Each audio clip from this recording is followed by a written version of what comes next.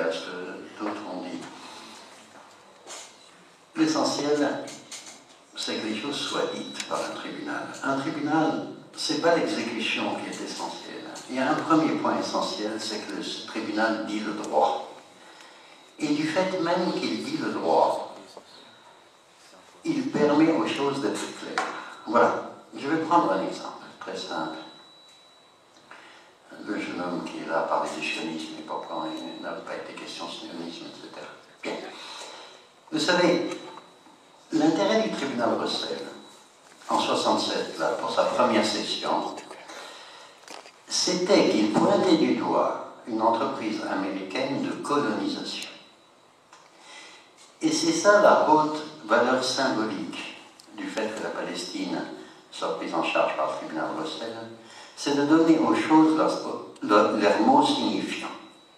Le mot signifiant de ce qui se passe en Israël, Palestine, c'est le mot colonisation.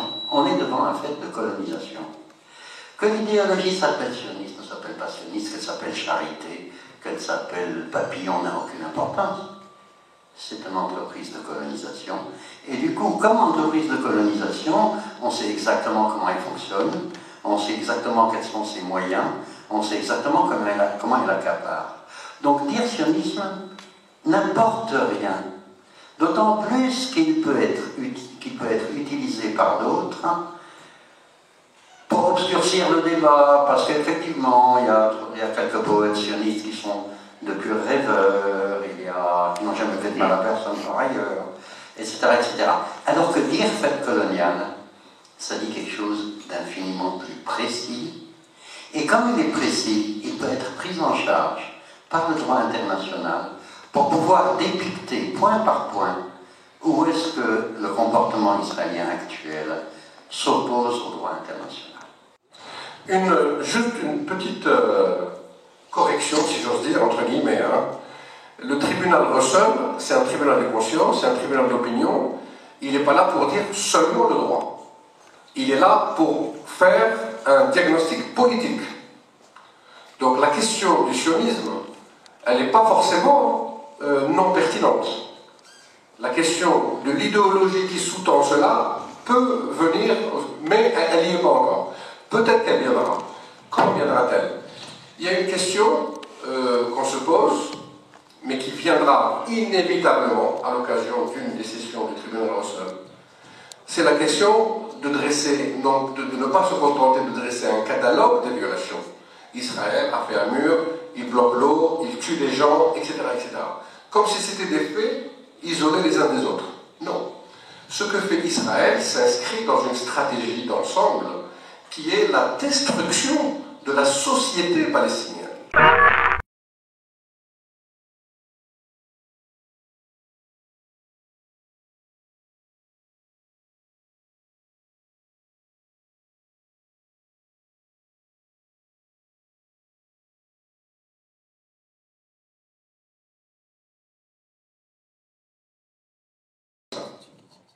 Pour répondre à ce que vous disiez sur l'histoire du génocide, c'est parce que quand un crime est énorme, comme l'est celui du gouvernement israélien actuel, c'est pas la peine de l'accuser d'un crime encore plus grand.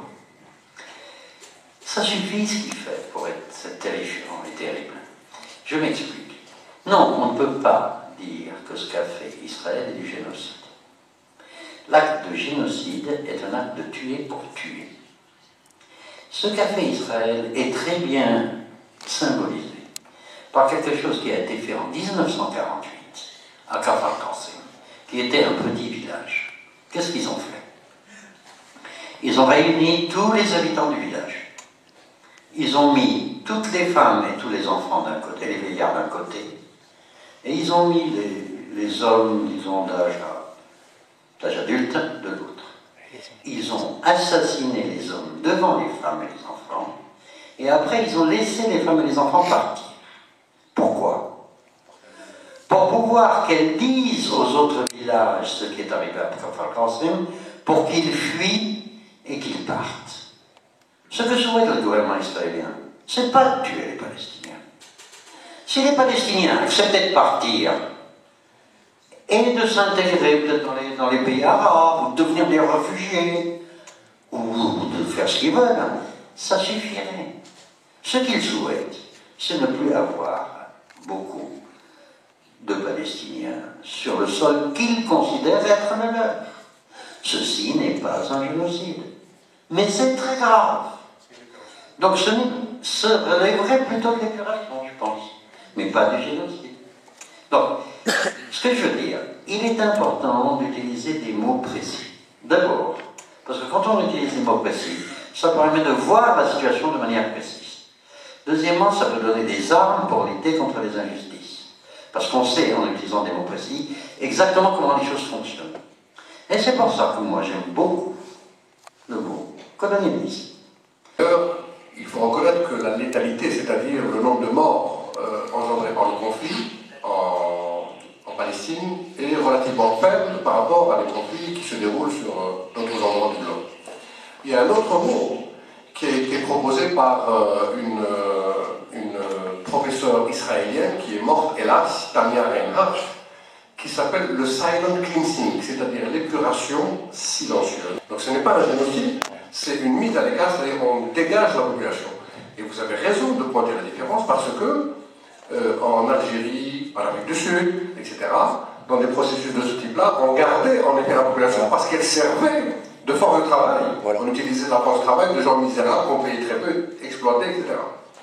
Tandis qu'en Israël, il y a une politique délibérée de ne pas utiliser la main-d'œuvre palestinienne. C'est-à-dire qu'on a réduit l'apport de la main-d'œuvre palestinienne dans les entreprises israéliennes.